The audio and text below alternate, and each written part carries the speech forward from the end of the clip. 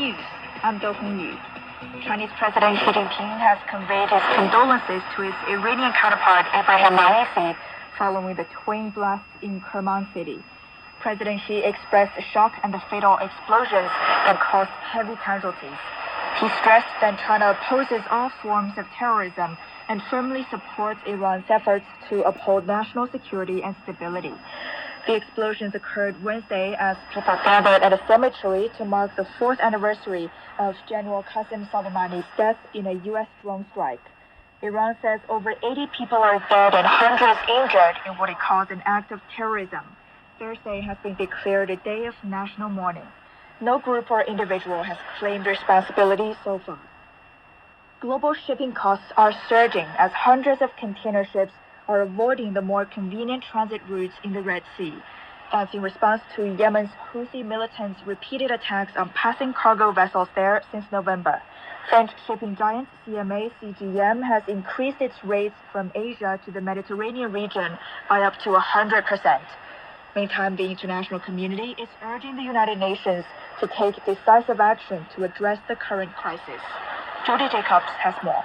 According to the United Nations, there have been at least 24 attacks on international ships traveling through the Red Sea. The Houthis say that ending its naval operations is contingent on Israel ending its siege of Gaza.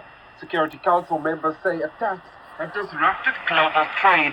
The United Kingdom, together with other states, warned against further attacks, saying they are a direct threat to freedom of navigation protected by international law. And while China has called for an end to the attacks, it says the root cause must be addressed.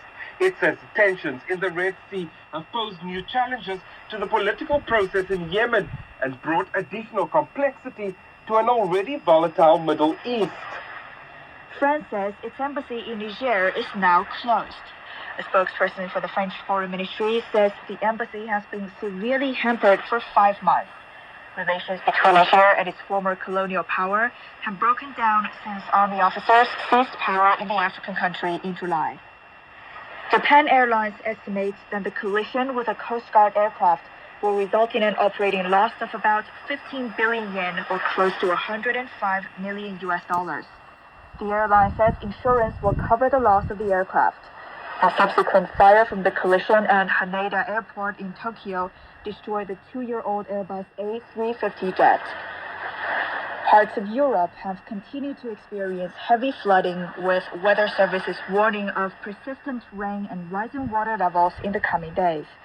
In Germany's worst affected northwestern state of Lower Saxony, heavy rain on Wednesday night caused the water levels of several rivers to rise, increasing the risk of major flooding.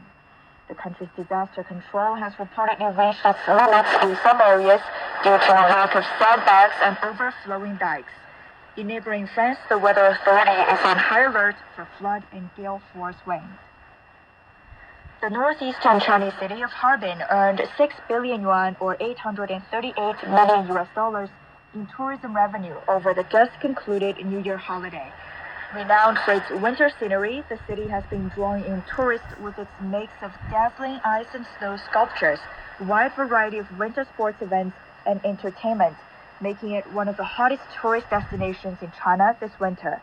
According to Dongcheng Travel, one of China's largest online travel platforms, Harbin Ice and Snow World was the most popular destination in the country during the 3-day holiday. The city's must-visit central streets received nearly 3 million visitors during the period.